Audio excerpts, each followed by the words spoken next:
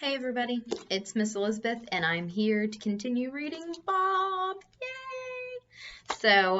When we left off last time, we had just ended chapter 5 from Livy's perspective, and we found out that Bob had found Livy cold and wet and shivering, and decided to take her into the chicken house to try to warm her up, and that is the first thing he remembers. So, we'll just go ahead and dive right in and see what's next. Bob, Chapter 6. If I think back really hard, I can still see the 5-year-old Livy curled up on the straw, her long hair and orange pajamas matted with leaves and a tiny frog stuck inside the hood. A frog, she says when I tell her. I nod, remembering the bright greenness of the frog. It hopped out and landed on your nose, and when I shook you, you woke up, and then you laughed when you saw it. I don't add that when she saw me, she stopped laughing. Why was I sleeping if I was soaking wet in a chicken coop? Was it raining? I shake my head. It was sunny.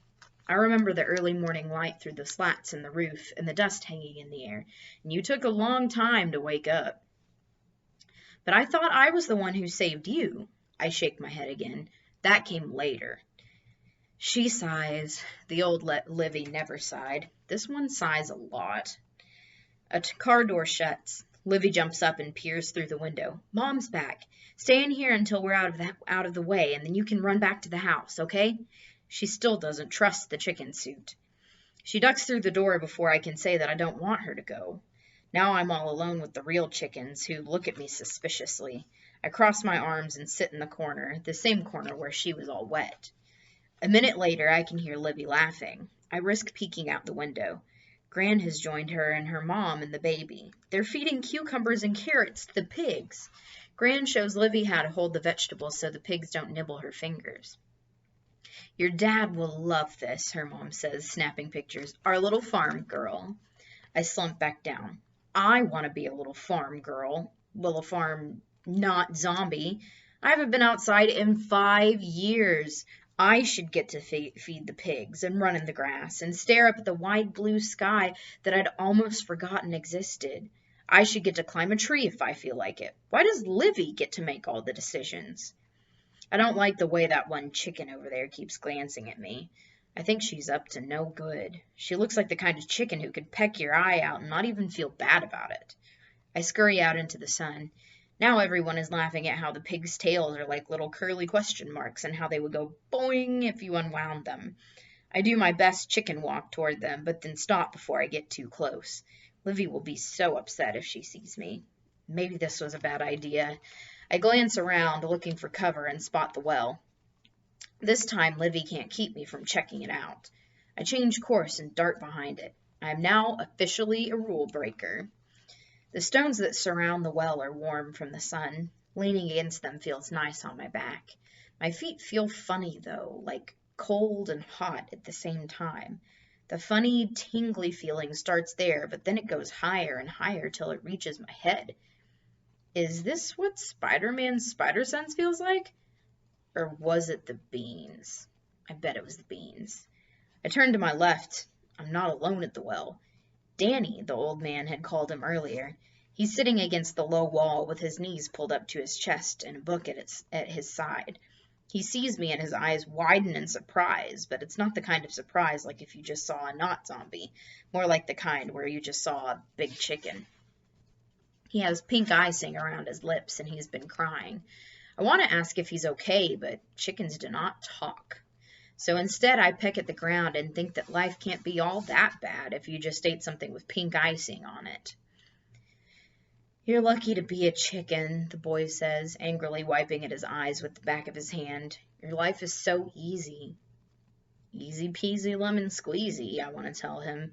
Old Livy used to say that. I've been waiting for a chance to use it, but now is not that time. Plus, my life is so not easy. He sniffles, then reaches out and strokes my fake chicken comb. I hold my breath. The soup works really well. Some days I wish I could be a chicken, Danny says. Things are hard when you're a person. Grandpop is going to lose his farm soon. Nothing grows anymore. He keeps petting my head. I can't talk to him to tell him that things will be okay, and how do I know if they will? So I just give him a gentle nudge on the chin and hope he understands. A shadow falls over us, and I look up. Dark clouds have rolled in, hiding the sun. Danny lets his hand fall from my head and stops crying. Clouds, he says, his voice full of wonder. Then he stands up and shouts, "Rain clouds!" Shh. I know chickens don't shush people, but I can't help it. But it's too late. Livy and the whole family are staring right at us. Livy's eyes dart wildly between me and Danny. "Look at the clouds," she shouts, stabbing her finger upward a bit too frantically. But it works. Everyone looks up, even the baby, which gives me a chance to escape. But I don't. Something holds me there. We hear thunder and everyone cheers. Gran lifts the baby up to the sky and hops around and woohoos. She's stronger than she looks. Livy's mom throws her arms around Livy and squeezes. At this moment, I can take off the chicken suit and do a naked somersault, and not one of them would notice.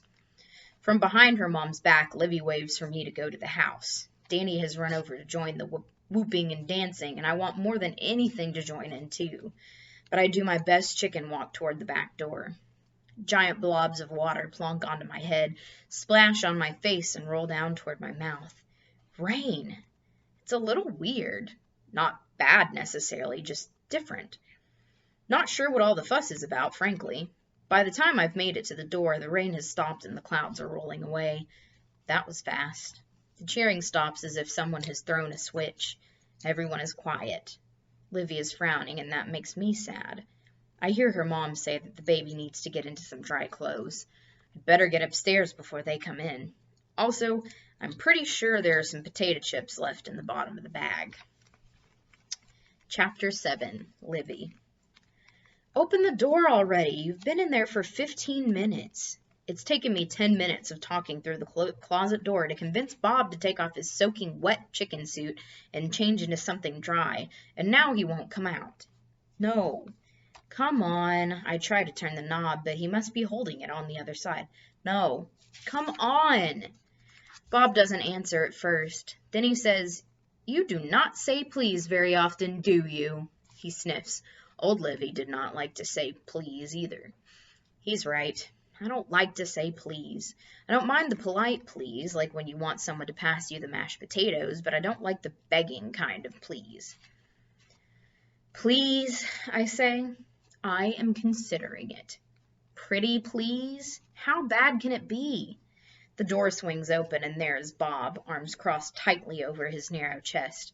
He is wearing my old tutu. He looks smaller in the tutu than he did in the chicken suit. "It's not so bad. At least both your feet are still attached," I say. "It was this or a bathing suit," he says. I probably would have gone with the bathing suit. That tutu looks itchy. "Maybe you could get me something else to wear when you were in town tonight?" Bob's eyes shine.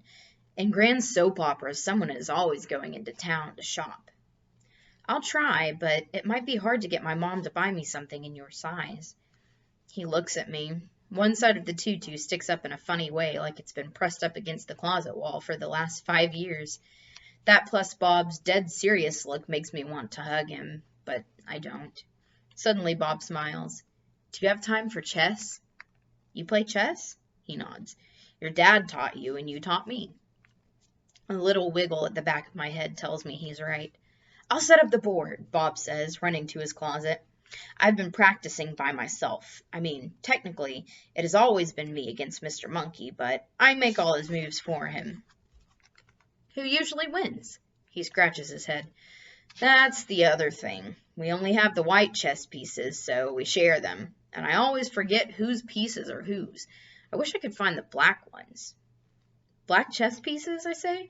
"I know where they are." "You do?" Bob does a little jump, which is really cute because of the tutu. "Don't just stand there, get them." When I get to the kitchen, Gran is standing by the window, reading a letter and frowning.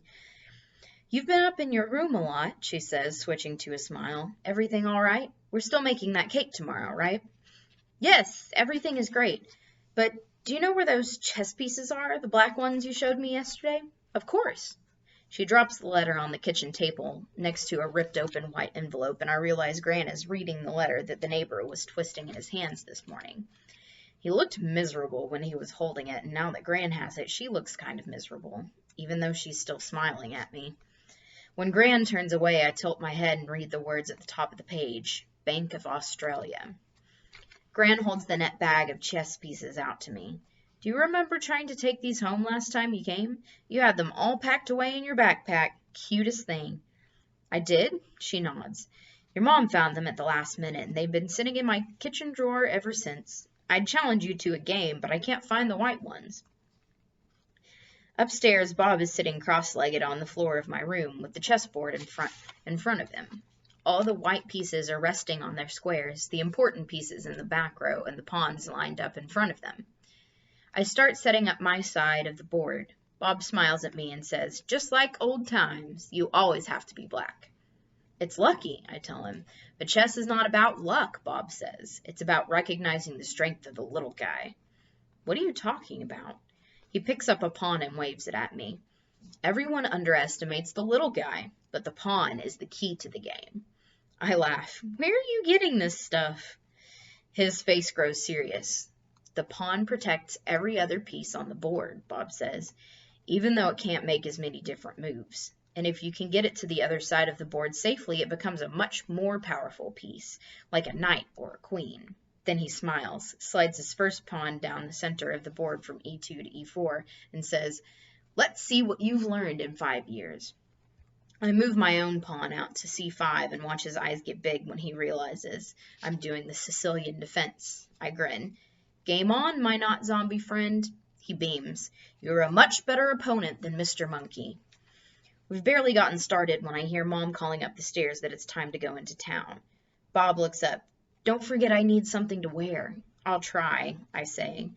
Don't forget about me, he says. I won't, I tell him. Promise? Promise. He picks up a black pawn from the board and hands it to me. Put this in your pocket, he says. Why? I don't know why, but it's important. It is what you always did before. Bob, I was 5 before. I probably did things for no reason at all. Please, Bob says, just do it. Fine. I lean over and swipe a different black pawn from the board. No, Bob says, it has to be this one, the one with the chip on the bottom. He actually looks kind of worried, so I take the special pawn from him and stick it in my front jeans pocket, and then I give him a quick hug. Bob is a good hugger. His arms go around my middle, and he looks up at me with these eyes that remind me of Joni, our neighbor's German shepherd back home. Sometimes when I'm sitting on my porch, Joni comes over and puts her chin on my knee and looks at me just like Bob is doing now. Mom calls her Lonely Joan, but I don't think Joan is lonely. I think she just has a way of knowing when a person needs cheering up. I pat the pocket with the chess pawn in it. I'll be back soon, Bob, as soon as I can. Then I'll finish beating you at chess. I thought town would be a big place like ours at home with coffee shops, stores, restaurants, and maybe a movie theater. But Grandstown turns out to be one street with a stretch of stores on one side of the road and nothing but dirt and dead grass on the other. We start at one end and go slowly, stopping at each and every shop where Gran introduces us to whoever is behind the cash register. Beth Ann did her 4 o'clock crying in the car, so she's smiling now and even willing to be passed over the counter and held by whoever is there. Do we have to go to every single place? I whisper to Mom in the wool shop. Yarn is boring. Yes, we do, she says. Gran is showing us around to her people. Showing the baby around, more like. I cheer up a little when the third store turns out to sell clothes, because I wanted to go to a clothing store. I know I did, even though I can't remember exactly why. Can I get something? I ask Mom. Maybe, she says. Show me what you want. But I can't remember what I want. I look around at all the stuff. It's nothing fancy, just different kinds of t-shirts and a few handmade things in baskets. And I can't even remember why I wanted to come here in the first place. It's like I'm reaching for something in my brain that isn't there anymore.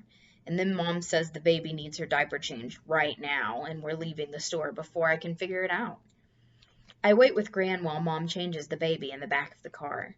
Gran keeps looking across the road at the field of brown grass. It's cut very short. Back home, I love walking on cut grass with my bare feet, but this grass looks like it would hurt to walk on.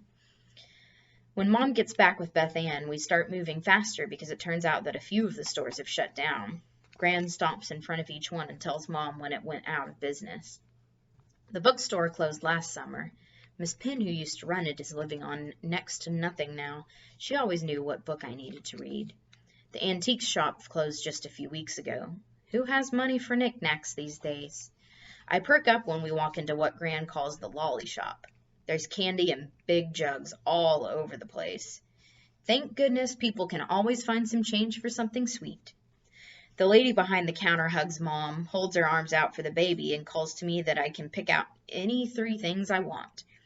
I walk slowly from bin to bin, taking a square caramel and a clear wrapper because caramels are my favorite, then a sour cherry ball because they last a long time, and I'm still thinking about the 3rd thing I should pick when the lady calls out, "Oh, I moved the licorice. It's in the corner now," and she points. I hate licorice. Why is she telling me where the licorice is? I kind of smile at her and keep walking. Chocolate? Gummy frog? Don't be shy, she calls. I know it's your favorite. Mom is smiling at me in a funny way because she knows I hate licorice. We both know that the lady behind the counter must be mixing me up with someone else's granddaughter who probably visited a long time ago. But now that Mom is looking, I'll have to do the polite thing and take one, which means no chocolate and no gummy frog. No charge for those, the lady says happily when I have all 3 pieces in my hand, the caramel, the sour cherry ball, and the dreaded licorice. But Grand Nicholas insists on paying for the candy. Put those in your pocket for later, Mom tells me the second we step outside. No candy until after dinner.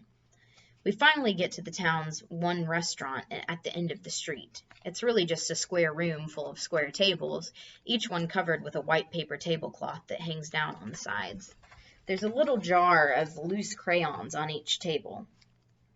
Mom gives a loud whoop and hugs the waitress hello for a long time, and then a girl about my age comes through a swinging door with a basket of bread, which she puts down on our table. I don't suppose you 2 girls remember each other, Gran says, smiling at the girl and then at me. We both get shy. The waitress says to me, I've still got your drawing up, you know. My drawing? Mom says, oh, how wonderful. Let's see. She rubs my back as we all walk toward one of the walls, which I now see is covered with crayon drawings on paper tablecloths. I hang only the best, the waitress says. But now I'm wondering if maybe she's not the waitress. Maybe this is her restaurant? And maybe the girl standing next to me is her daughter? She points to a rectangle of paper that's pinned to the wall with 4 blue tacks. I glance at the other drawings on the wall. Some of them are really good. This one, not so much. It's baby stuff, a picture of a farm and 2 stick figure girls with curly lines for hair and bright pink and purple triangle dresses, yellow sun and green grass, the usual. Look at that delicious green grass, Gran says. The waitress looks at Gran. Dad told me that a letter came to our place by accident, she says. It was from the bank. That twisted envelope. These are Gran's neighbors. Gran says, never mind that letter. My family is here and tonight is for celebrating and nothing else. Livy, do you see who drew this gorgeous work of art? She points down near the bottom where it says Livy in big blue letters and Sarah in purple ones. I look at the girl again. She must be Sarah. She's not looking at the picture. She's looking at her feet.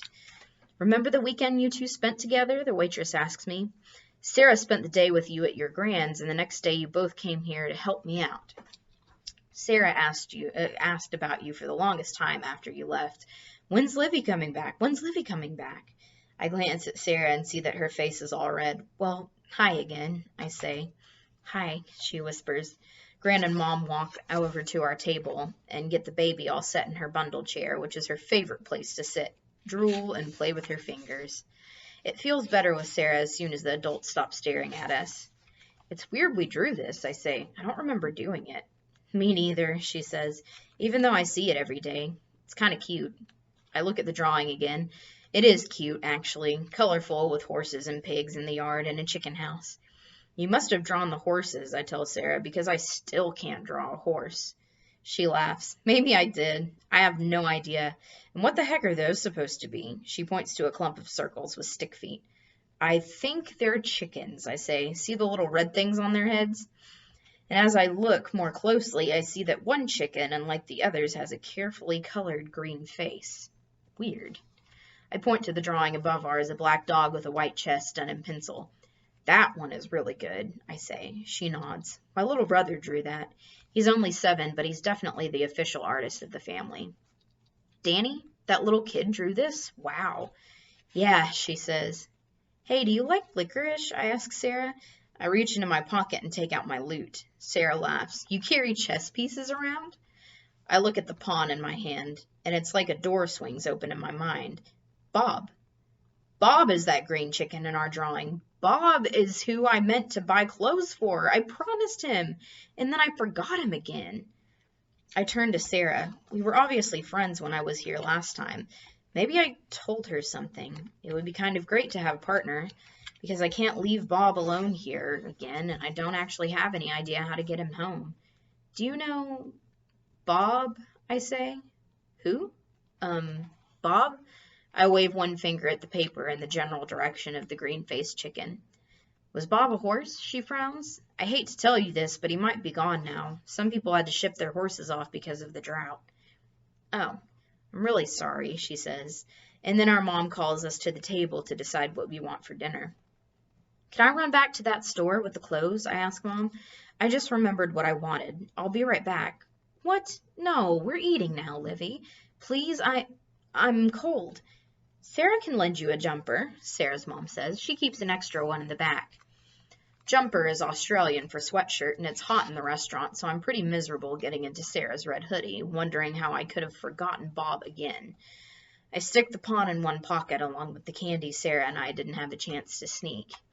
Sarah takes the chair next to mine. She isn't shy anymore. In fact, she talks a lot. We're the only customers in the restaurant, except for one older couple at a table in the front window. I guess that means business isn't too good. Our moms start telling stories about the crazy stuff boys in their class used to do, and Sarah and I keep laughing. It cools off as it gets later, so that I'm happy for the sweatshirt. Our moms take about 100 pictures of us. After dinner, Sarah and her mom walk us back up the road to our car, and Mom asks if I still want to get something at the store. A t-shirt or something? It's not too late if you want to look. I shrug and look into the store window as we pass by. Did I want a t-shirt? Why did I want a t-shirt? Mom said the candy was for after dinner, and this is after dinner. I reach into my pocket and come out with the caramel, the sour cherry ball, the licorice, and a chess piece, a black pawn. The name comes back to me in a flash. Bob, and I realize that I've forgotten all about him again. Hey, Sarah says, you never told me about the chess piece. Is it your lucky charm or something? I stare at that pawn and I finally get it. Something is wrong. All right, that seems like a good spot to leave off for today. Weird that Libby keeps forgetting about Bob, huh? And something to do with the chess piece helps her remember, which is interesting. I guess we'll find out more about that on the next chapter. So I will see you guys again soon, and I hope you have a good night and a good few days until then, okay? Bye.